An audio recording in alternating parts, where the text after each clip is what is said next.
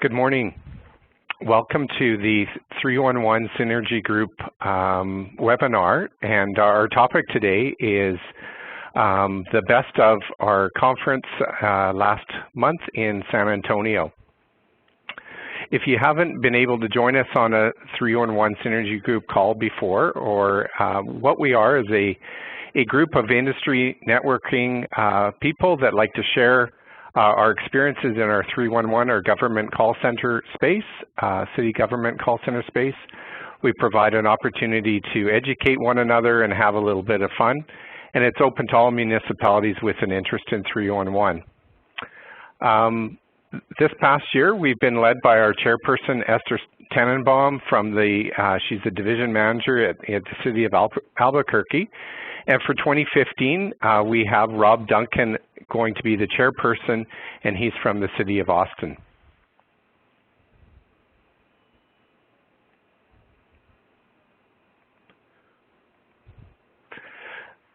When we were in San Antonio, we had just over 100 participants join us for our meetings, and on the screen here is just a bit of an idea of some of the locales across the country or across North America. And if you guys want to look way up north, it's Edmonton, and that's where I'm from. I'm Rob Klacek, and I'm the branch manager for Customer Information Services here at the City of Edmonton, and I'll be your moderator today. And I like to say that we up north like to participate with everyone down south, and when we were in San Antonio, we had a great time enjoying the City of San Antonio. They were great hosts.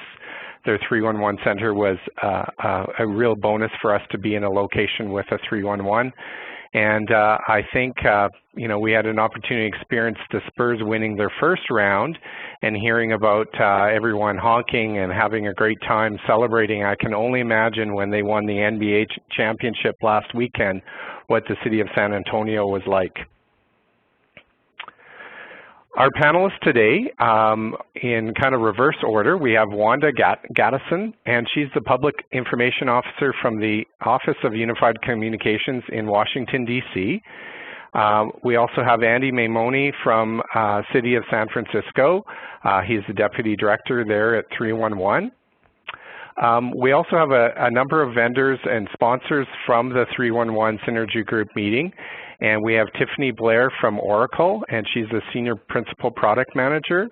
We also have Grant McLernon, the Managing Partner at ADX Studio, along with Jeff Friedman from Microsoft. He's the Director of e-Governance Business Development. So I'm going to pass it on to Grant, and he's going to give a little bit of the services that ADX and Microsoft provide. Great, thanks, Rob. Yeah, so really what we're going to do here is just in a couple of slides in 10 minutes or less, just simply paraphrase what we really talked about while we were down in San Antonio. It was great to be there and great to sponsor. We ADX Studio are a provider of Microsoft Dynamics CRM.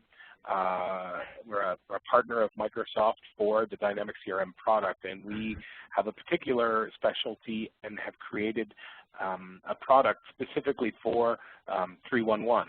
So we were down there talking about not only our product and Microsoft CRM product, we were also talking about, actually the theme of our presentation was going beyond 311. So the 311 capabilities of the Microsoft platform are certainly well known to us. What we want to do now is get the word out to all of you that Microsoft has a very robust CRM platform and maybe hasn't done a great job marketing it out to the local government folks. So this is us sort of beating the drum loudly and proudly that we're keen to be involved with you and let you know about what is it that the Microsoft CRM platform is capable of, and what are we doing in and around the 311 space.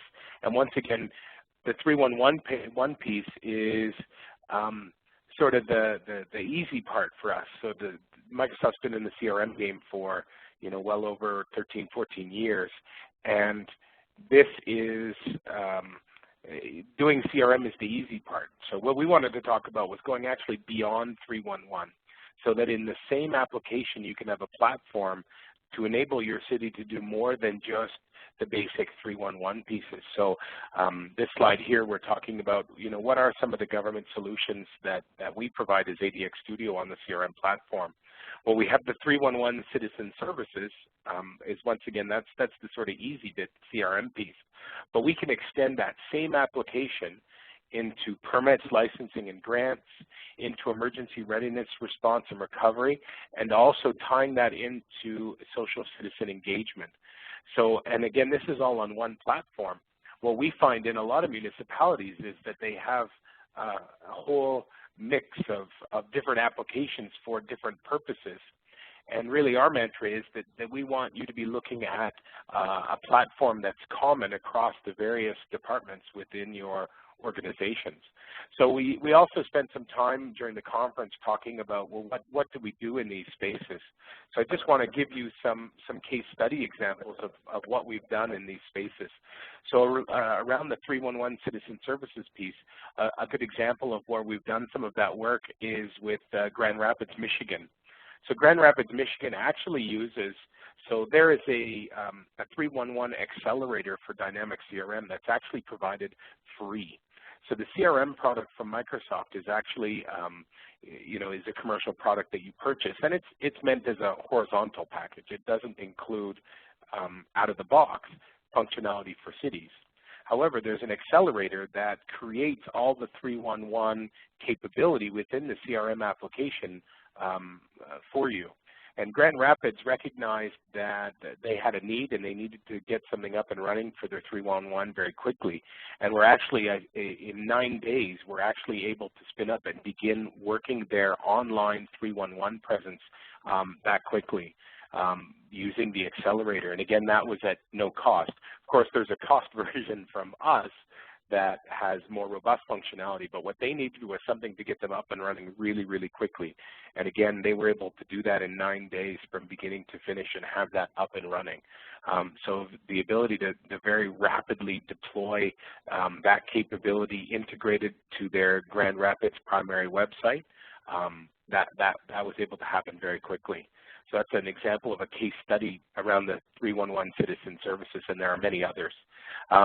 Permits, licensing, and grants. So I wanted to talk quickly about what we do around this space. Now, I recognize this is a 311 group, but again, your interest, of course, is often in your entire organization.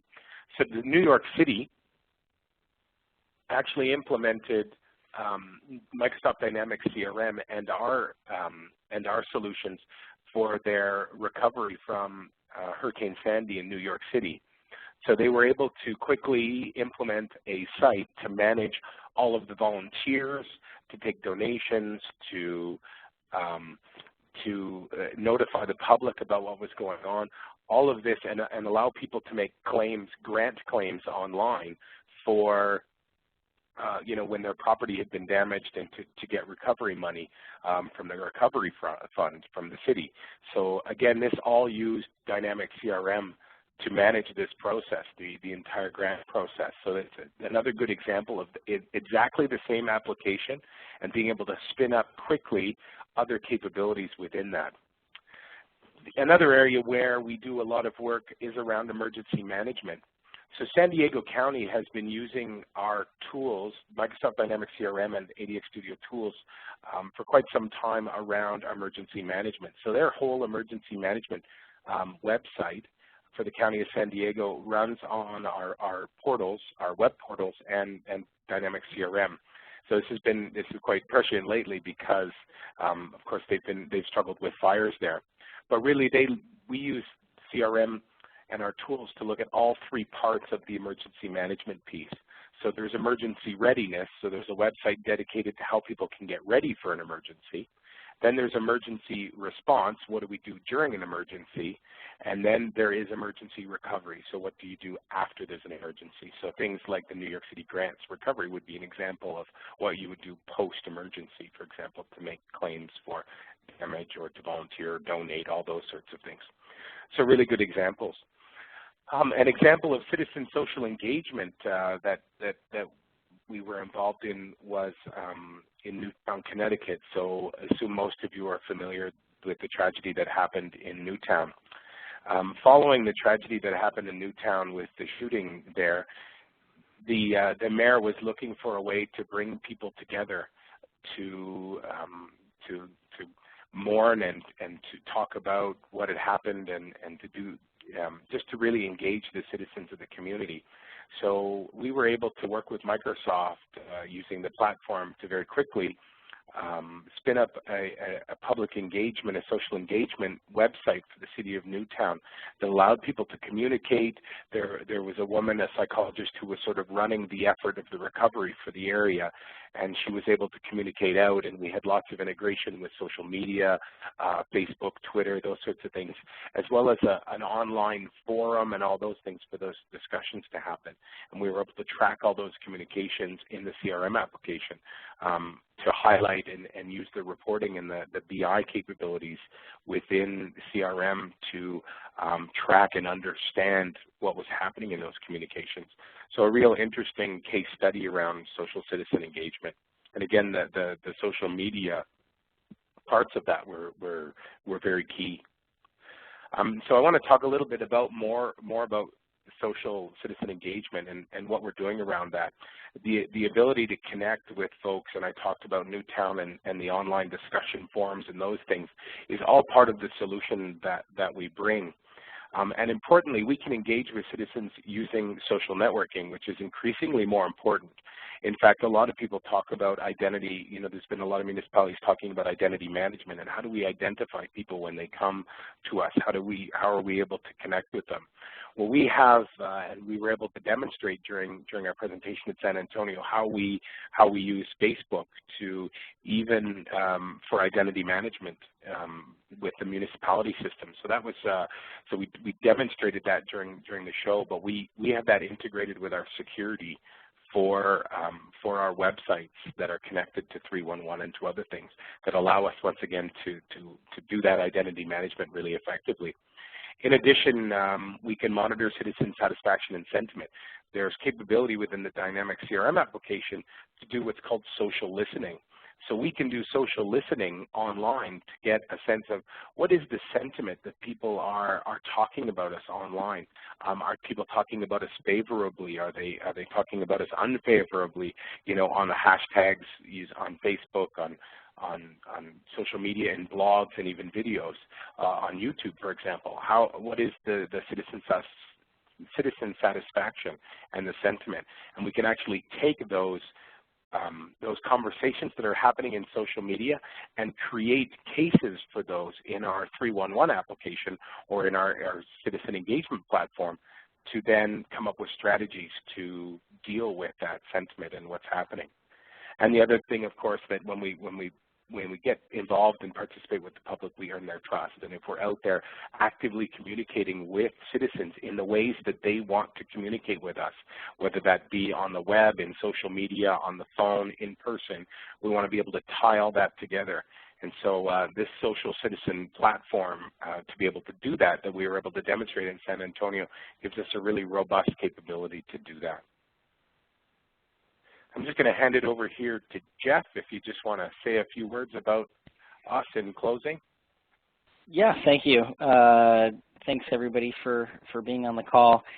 Just in terms of follow-up information and interaction with ADX Studio, that is their sort of their citizen respond website. You can see that up on the screen, so you can go there for more information about regularly scheduled webinars, webcasts that go into more detail about the functionality of their tools and the solution. And of course, you can get directly in contact with them for more granular follow-up questions. One of the things I wanted to offer from Microsoft's side is that we are kind of ready, willing, and able to go out to your town and provide what we call a boot camp, if you will, basically a dynamic solution training session, usually about 5 hours or so, give or take.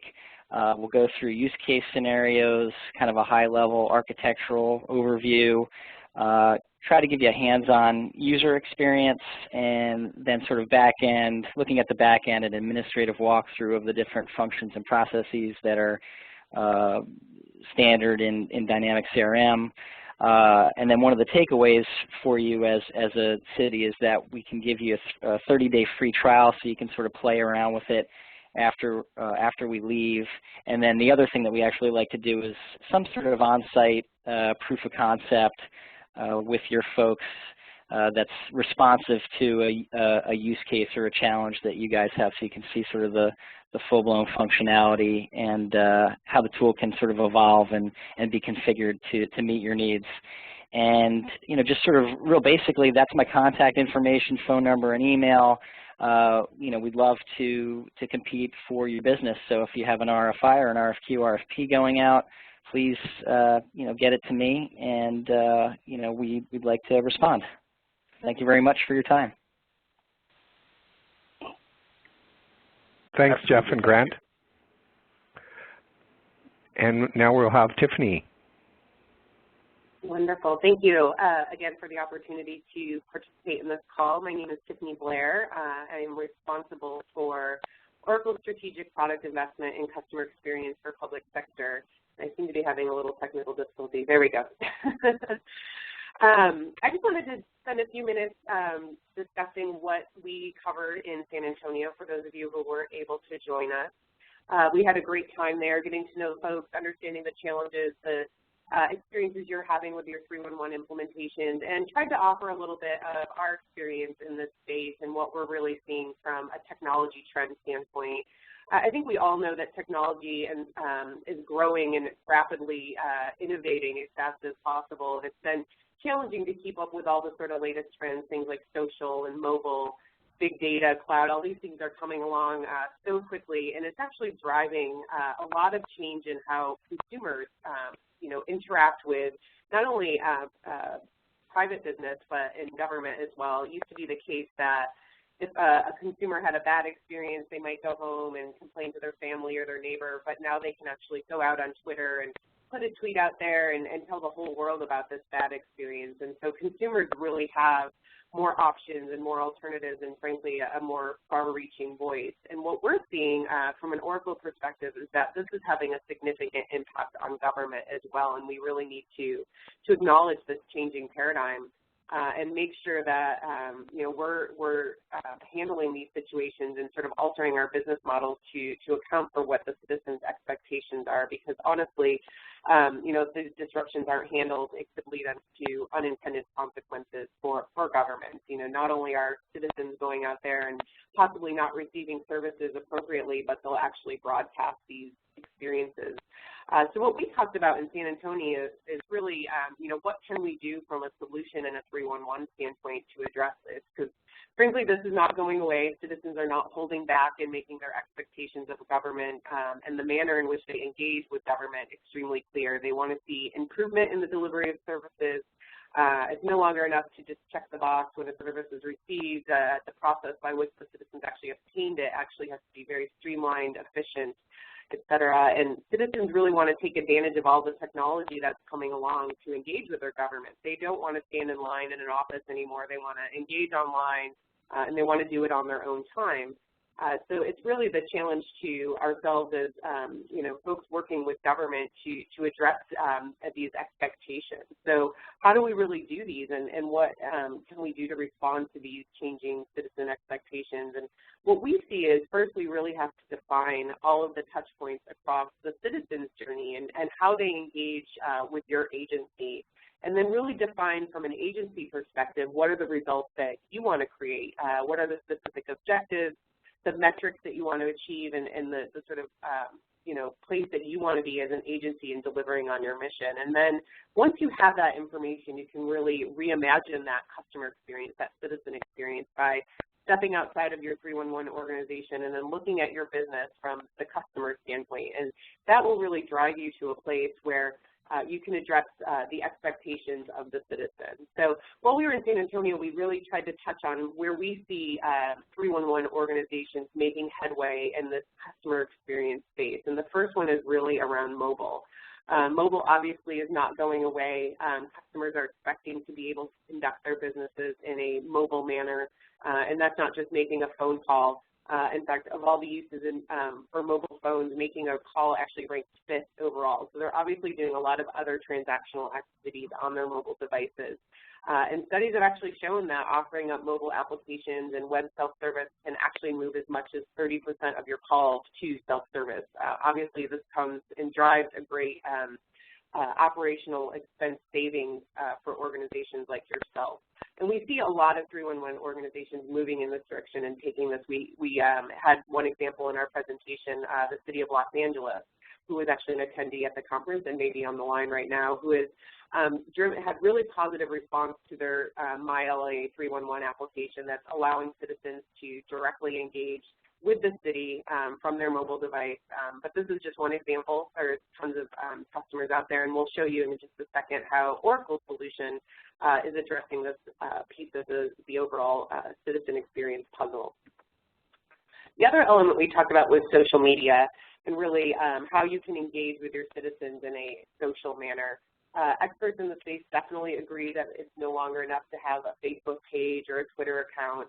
You actually have to use these channels as a responsive tool to respond to your citizens, to drive outward critical messages, and really analyze the general sentiment of the citizens and use this to make changes in your processes and your policy. And those governments that are leveraging social media are seeing major impacts from this. You know, it's broadening their reach. They're able to exchange information with citizens. It's facilitating service delivery, and it's allowing them to improve their overall policies and processes. So lots of opportunity in the social space as well. And then the final element that we looked at from a trend standpoint is the impact of cloud-based solutions on customer service. Commercial enterprises have benefited from cloud-based customer engagement centers for years and developed a really strong business case around this. And now the number of government agencies are following suit and quite successfully. In fact, a recent survey of public sector agencies across local, state, and federal found that 21% of respondents are already using cloud for customer service, and then that's really only second to reporting and analytics. And citizen service is actually the top cloud priority for the future amongst these participants. And the only thing that's a little disheartening in that is in the same survey, the other 68% of the respondents who have yet to move to cloud, they have concerns around this, things like security and integration. And that's where our team at Oracle is really striving to bring you a solution that addresses all of these concerns and develop a customer service solution that, can bring you the security that you're looking for and that complete citizen experience. So the Oracle Customer Experience Portfolio is really designed to make it easier for your customers to engage with you. It empowers your employees to make it seamless and easy to serve your customers, and then it's adaptable to change the needs of to the changing needs of your government. The solution itself is built around driving collaboration and coordination between agencies and departments. It uses a consistent knowledge base and tools to facilitate information sharing. It ensures your customers are able to take advantage of all those tools and methods of service delivery they prefer, all the channels, web, mobile, in-person, phone, and make sure that the experience itself is very seamless and consistent. It's one thing to have all these disparate technologies and innovations that you're bringing into play, but connecting them all and ensuring a consistent experience is really critical to meeting those expectations of your citizens. The CX portfolio is really also designed to arm your employees with the tools they need. It's not just designed with the citizen in mind, it's also your employees. So giving them a complete customer view, the agent desktop, a knowledge solution, so that they're very well informed and can successfully deliver on the services and the mission of your agency. So it's really sort of the holistic view of customer experience, bringing all the elements that are critical to that experience overall. So with these tools, 311 organizations like yours are really able to deliver on the complete life cycle of citizen engagement and drive your agency's mission, and hopefully result in a lot of positive outcomes to share and drive that overall experience of your customers. So with that, I thank you again for another opportunity to speak with you, and we look forward at Oracle to engaging with you in the future as well. And with that, I'm going to turn it over to Andy.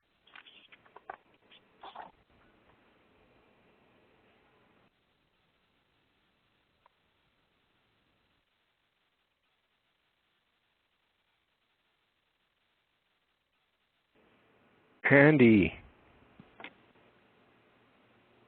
Rob, it looks like we may have lost Andy's telephone connection. Skip ahead to Wanda, or you want to wait for a moment and see if he comes back in? Why don't we move to Wanda? And Wanda, are you ready to go? Yep, I'm here. Let me, if you give me the ball, can I move the slides ahead? I'm trying. All right, so thank you very much. There we go. Yep, no, a little bit of a problem. You know, that red button with the phone looks like the mute button. So, but they work really, really different. So what I want to do is I want to carry on the conversation. Both the folks from Microsoft and Oracle have talked about social. And so I'll be talking about social, as will the next speaker, Wanda from DC. And what we really want to talk about here is that there is an engagement channel. There we go. And what you want to do is you really want to think about, if you're going to do social, how does that fit into your whole strategy? Because social, it's not just about getting likes. It's how do you want to get your message out? How does your community really interact with mobile? And who you're trying to reach? What do you want to communicate? And then also, really, is it a service that you're trying to provide? What does your public want to get from you? And so as you go into the world of Facebook or Twitter, you really want to kind of have these areas in mind. And cities can do it in different ways. The city and county of San Francisco is very, very decentralized. What we have done is we've really encouraged every department to get their own followers, to get their voice. And we think that that's effective because people that are really interested in animals are going to follow animal care and control. If they're interested in arts, they'll follow the arts. There are a few organizations we found that people follow a lot just for their information. And one of those is, or two of those are the Department of Emergency Management and the Transit Authority. And the reason why these are really growing in the interest of the public is because they're great for notifications. So what has happened is the Department of Emergency Management has a couple different ways that they can communicate out to the public. One of them is through a very robust and redundant emergency management portal. It's called alertsf.org, and it can take the same message and it can send it via email, via text message, and it can also do phone messaging. The problem is that it takes a long time to go to the system, get logged in, and send that alert. What they're doing instead is, if you look at the tweet, they're able to send a tweet out pretty much instantaneously because the Twitter client is portable and fast, and it took them about another 10 minutes to actually go and get logged into their regular web session and send this formatted emergency alert using the emergency alert system. So we're seeing a transition to social in some of these agencies like the Emergency Management Department. Another place we're seeing it is in our transit agency. What we have found is that the transit agency will go ahead and they will communicate out via Twitter, delays, routing information, all this really, really good just-in-time knowledge. And so what we are trying to do now in our customer service center is to really consume that real time. In previous lives, we would have taken that inbound email and tried to convert it into a message so that we could distribute it out to the public. Now we're saying, okay, well, let's just take advantage of this real-time communication, coming out through social media. So in San Francisco, we use social for very, very targeted options. Let me say this, in 311, we use it for a very, very targeted purpose because the departments themselves have social media channels if they're going to try to promote an event or a campaign or some other kind of a long-running project. So there's kind of a separation in the way we do things, but we do use it for proactive communication such as this. But I want to give you a few simple examples of how it also works great taking service requests. So your customer service reps are really pretty good at understanding, what goes in to create a service request. And what's great about Twitter is it's portable and it's fast, and it includes the ability to add a picture. So for the same reason that the emergency management folks really like the platform, the public likes the platform.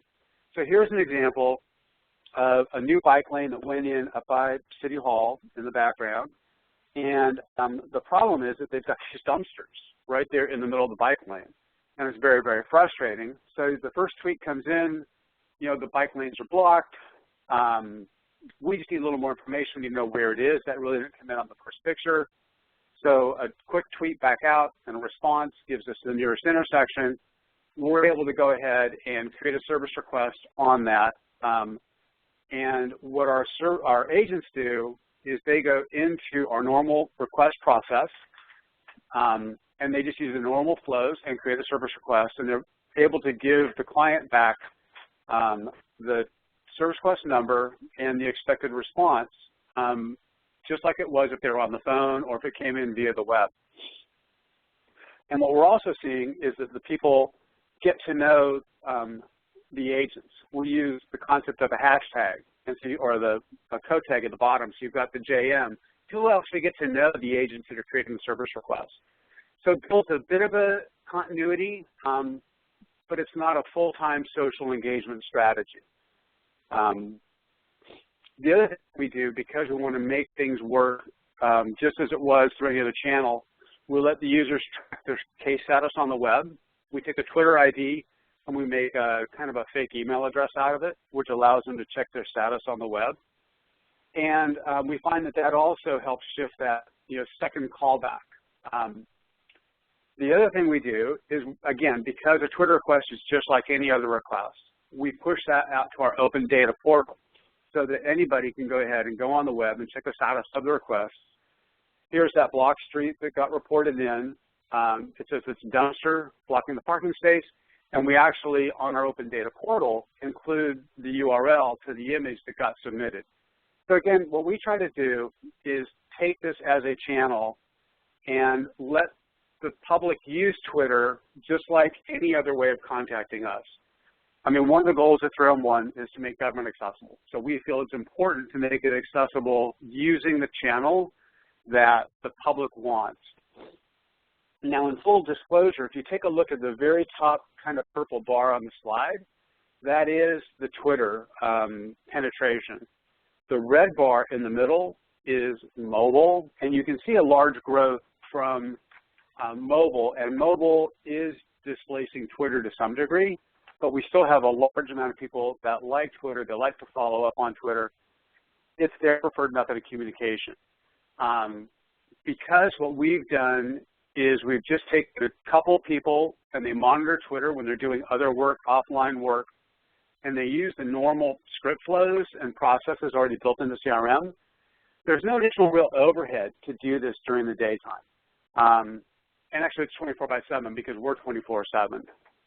So for cities that are thinking about social and wondering how to engage, what I would say is it's just another engagement channel if you want to do it for just service requests. Now, what we're not doing, and this is what Wanda is going to talk about, is how to build a real community and a following around the social aspects of it and communication of it. So a couple ways of running Twitter, and so I'm going to hand this off to Wanda, who's going to cover another great way of handling Twitter from a more centralized standpoint.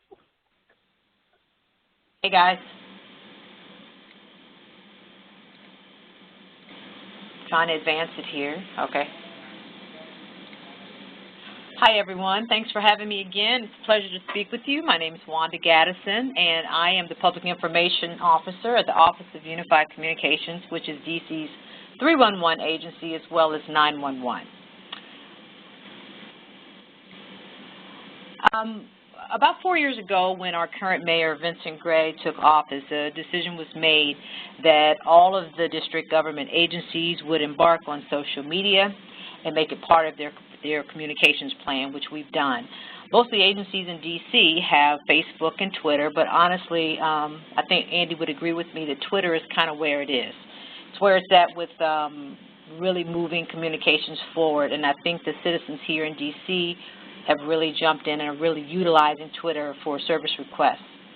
Obviously, by using social media, we're expanding our reach. It's not replacing anything. We're still having our call volume is still high. We're still using our app. We're still using online, but it's just another way to reach citizens. At the Office of Unified Communications, I am the primary Twitter person, and what I do, I find that using Hootsuite.com is very, very helpful. Typically when I come in, I log on, I leave it open all day, I'm glancing at it. I guess I'm coming to you more so from a layman's term that I'm not a social media expert, but when social media is added to your job description now, amongst the other things you're doing, I've tried to find ways of making it happen and making it, tried to find ways that I can incorporate it, I guess you could say, into my day-to-day and adding it to my long job list that I have to complete every day. So Hootsuite makes it kind of easy for me because I keep it open, and I like Hootsuite in particular because this way we can post to Twitter as well as Facebook. So it kind of helps me to keep my Facebook page from being very stagnant. I like Hootsuite. We schedule outbound tweets, and I typically will do about 4 a day. By doing this, we don't have a huge staff here in communications department, so what I do, I utilize my intern to work closely with me to schedule outbound tweets, and that is one reason why I particularly like Hootsuite, because at least we can keep messages going. I'm sure Andy would agree, the more you tweet, the more you get followers. This is how Hootsuite looks. It's kind of cool because I can see my timeline on the left, I can see all the mentions, and I can see direct messages, and again, I'm able to click over to Facebook as well. Keeps it pretty simple and streamlined. Obviously, there's a lot of pros with social media. It's new ways to communicate with our customers, and it kind of shows that we're the cool kids. We're doing some modern technology here and not being stagnant. Again, it's not replacing anything. It's just another, really for us, it's a fourth way that people can tweet service requests to me. It allows us to have a voice in conversations where people are already talking and perhaps complaining about something. I can hone in when we have emergencies here in the district, and we can plug in hashtags. We see what the talk is, what we need to do, where services are needed. We happen to be housed with Homeland Security and Emergency Management, so together, by using social media and following it, we can find out where the needs are in the city. Certainly there are cons. Again, I'm coming from the perspective of this is something that's been dumped on my lap, and I need to figure out how we can incorporate it into our communications plans. So tools are free, Twitter is free, Hootsuite is free, but staff time is not. So you can't spread yourself too thin. What you need to do is figure out your key people, get a small group of people so that everybody's on the same page. I work very closely with one of our 311 supervisors who is also familiar with Twitter. Prior to doing this job, I was not a social media expert. I was not on Twitter, though I was on Facebook, but it's really, again, it's not that complicated, and it can be incorporated into your day-to-day. Not a problem. Needing to know one voice. What we do, I try to specifically reinforce messaging from our service partners. For example, the Department of Public Works, districts, Department of Transportation. I look at the call drivers. What are the things that we're getting the most calls about? That is the messaging that I try to reinforce on Twitter. Of course, you have 140 characters to do it, so it's not always easy, but sometimes you can do 1 or 2 tweets to get the message across. And we do realize that everyone's not using social media, so again, we're going to push the messages all across the board on our website, but we know that we're going to hit a certain demographic by using Twitter, particularly our younger generation. For us, though we're 911 and 311 at the Office of Unified Communications, we use 311 DC Gov as our handle. As not to encourage anyone to feel that they can report any 911 issues using Twitter. Right now at DC, we have 3,000 followers, and we're getting great feedback, and I think it has improved the image of the agency. Again, we talked about designating a close team. Here in Washington, D.C., we are 24/7. So the way I work it, I typically am on Twitter during core business hours, probably up to early evening. We have the supervisors that are here that come in the evening. We have one person who is actually a customer service rep who is very familiar with Twitter, and she helps to schedule tweets.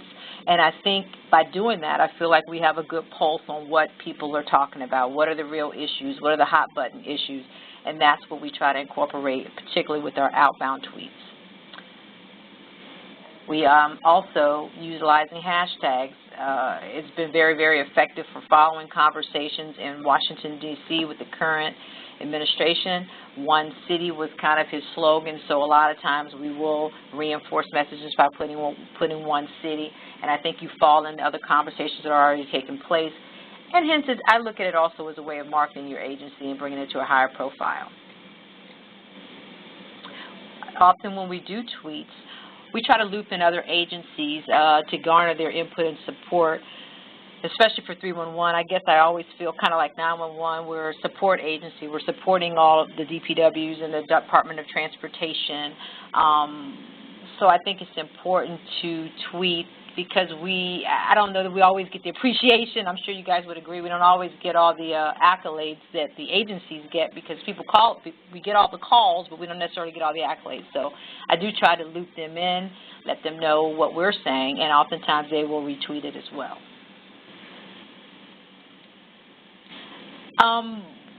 This is how our Facebook page looks. I think Andy would agree with me. It's cool. We use it, and we do often post pictures for us. We use it to post community outreach pictures, but I do feel that it's more about Twitter for us in terms of real social engagement. One cool thing right now, many of you, I don't know if you're already on Pinterest, and certainly if you're not on it, you probably have heard about it. It's pretty hot right now. And we are also recently just begun using Pinterest to try to, I guess, increase our presence out there in social media. That will do it for me, guys. Thank you. If anyone has any questions, you can send them back as a chat, and we can see if we have a bit of time. We have a few minutes here, 10 minutes probably, to answer any questions. So I'm gonna start one. Andy and Wanda, if you were to, so you've got what you have, and you kind of probably it landed on you the way it is. If you were to go back and try and do something different, what would you do different with the way you're handling social media at your cities? Well, this is Wanda. I tell you one thing I did learn at the Synergy Conference in San Antonio. I liked some of the way that Andy actually was receiving his messages, receiving the service requests. And I think with the implementation of our new CRM that we're moving to probably before this fiscal year is out, we will be able to do the same thing. One thing that it feels like it's too many hands that touch things. I'm too involved. Maybe I'm more involved than I personally would like to be with service requests.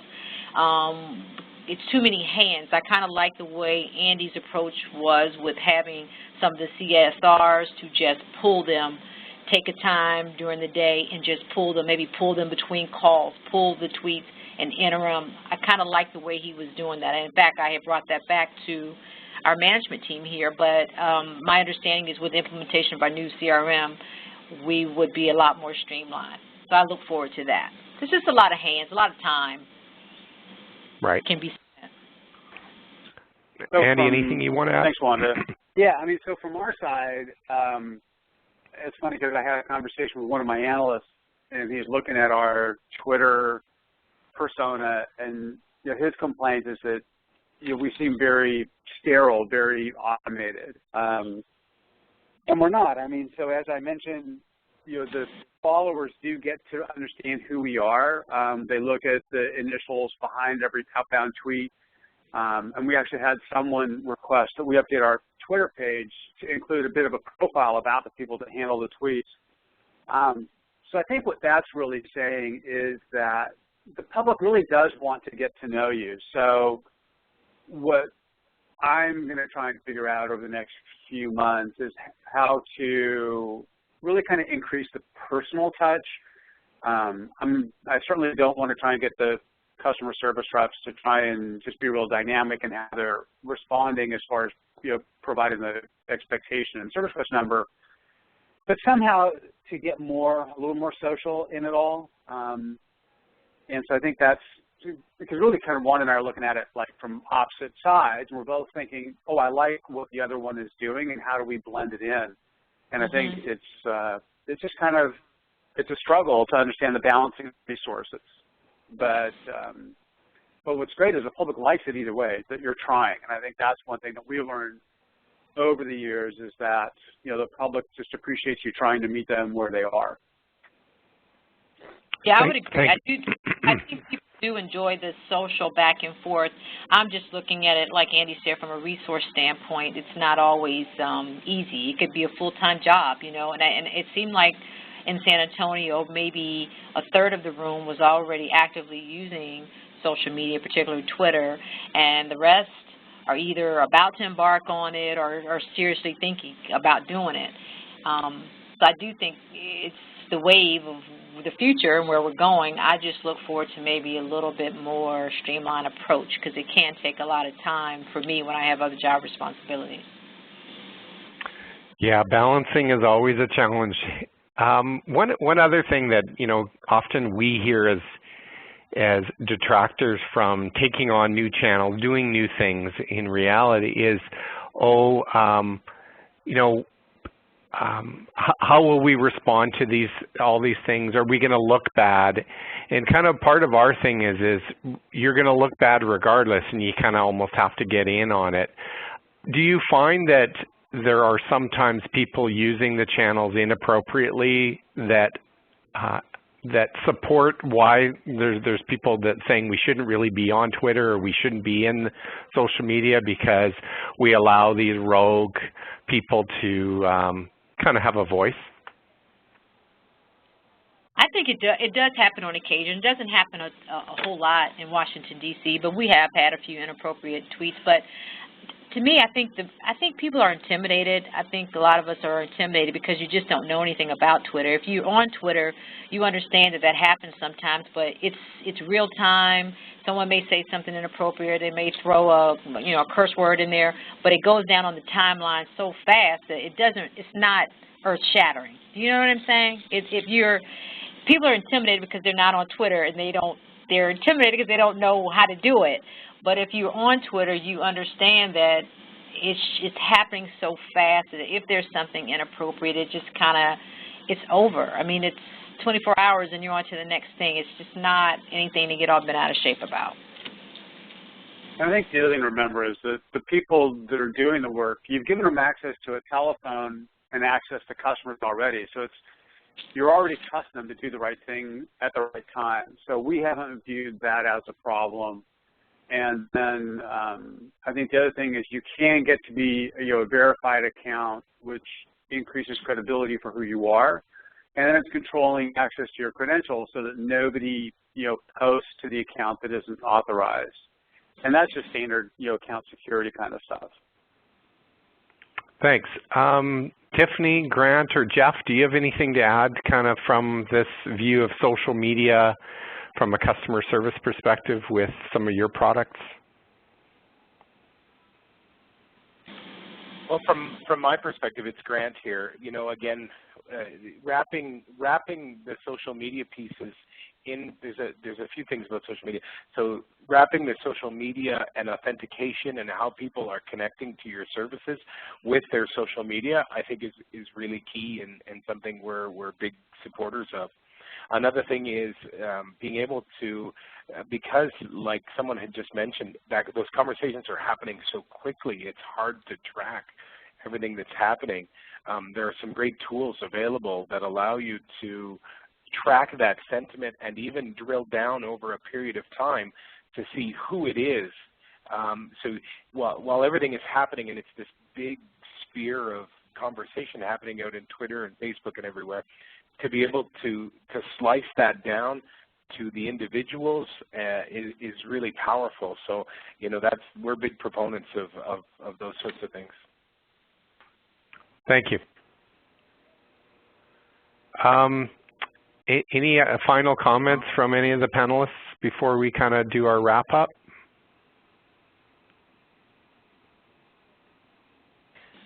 Just thanks very much for letting us speak to you. You're welcome. So just to wrap up our webinar here, the 311 Synergy Group kind of invites you to keep on your calendar for next year. We're going to be in Charlotte from April 26th to April 28th, and the great thing about the City of Charlotte is we also have a 311 center there, and I know that Janice Quintana from the City of Charlotte, Charmec 311, will be a great host for us when we're in Charlotte. And we will be basically over the next few months taking a bit of a break over the summer, but back in September and through the fall season, we will be preparing our agenda for that session.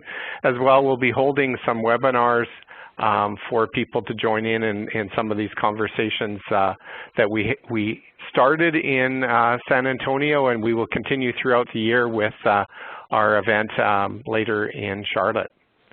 And again, I want to thank our panelists for joining us today. And you know, social media is really, you know, one of the things that you know, I'm not an active social media guy, but I recognize that it's something that I have to get in front of, and it is a new medium of customer service. It certainly doesn't replace our traditional phone channel, but it is an opportunity for us to continue to evolve and deliver, I think, you know, as Wanda mentioned, to new audiences, people that haven't engaged with cities.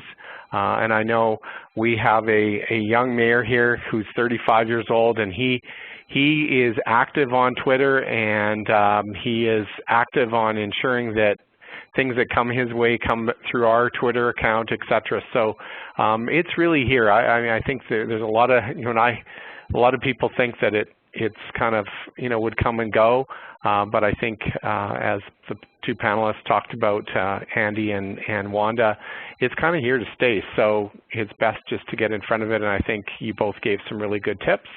And to Oracle and Microsoft and ADX, thanks for sharing some of your solutions with us. And we'll call it a close. Thanks very much. Thank you. Thank you. Thanks all.